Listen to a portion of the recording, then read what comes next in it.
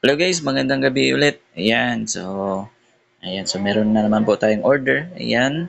Okay, customer ito from Maa, Davao City. Ayan, yung order niya po is yung 9,000 na package.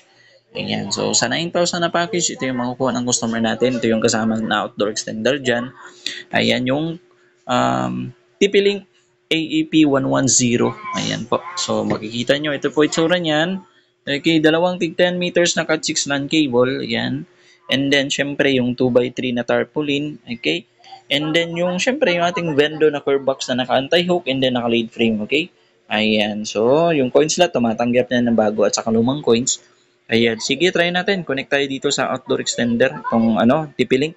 Okay, yung gusto pala ipangalan ng customer dyan ay yung RFL Piso Wi-Fi. Ayan, click natin yung RFL Piso Wi-Fi.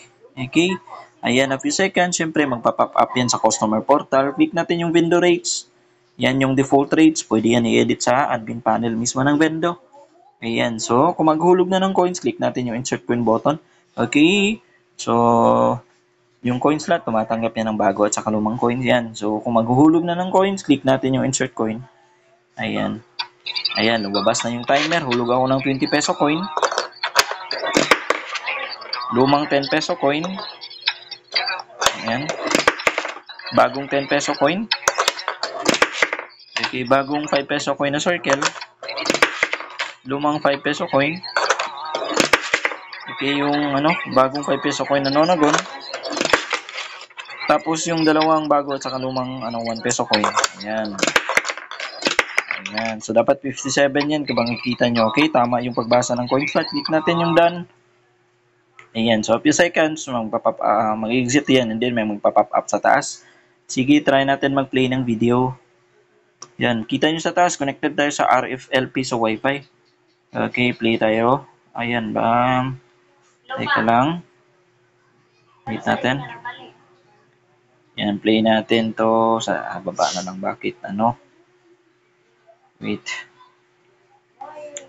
Shopee talaga. Yan, PureTuber. Okay, hanap tayo ng Yan, play natin yan. Okay.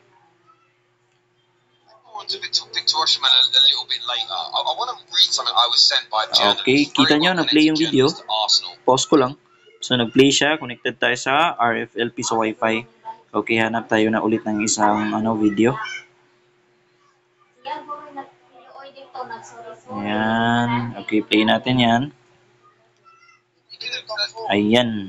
Moving on slightly from them, it's reported that Mikel Arteta is close to getting a new lucrative long-term contract. Ayan, so nag-play ulit yung video and then kita nyo sa taas, connected tayo sa RFLP. So, Wi-Fi, meaning po gumagana yung vendo natin.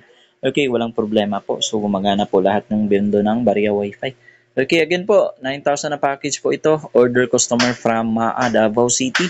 Yan, ready na po ito for delivery bukas. Yan. If gusto nyo po pala ng ganitong setup, yung may TP-Link 110, ayan, kindly contact nyo lang po sa page and gusto nyo po pala magtanong regarding sa mga ibang packages natin, kindly contact nyo lang po sa page, ayan.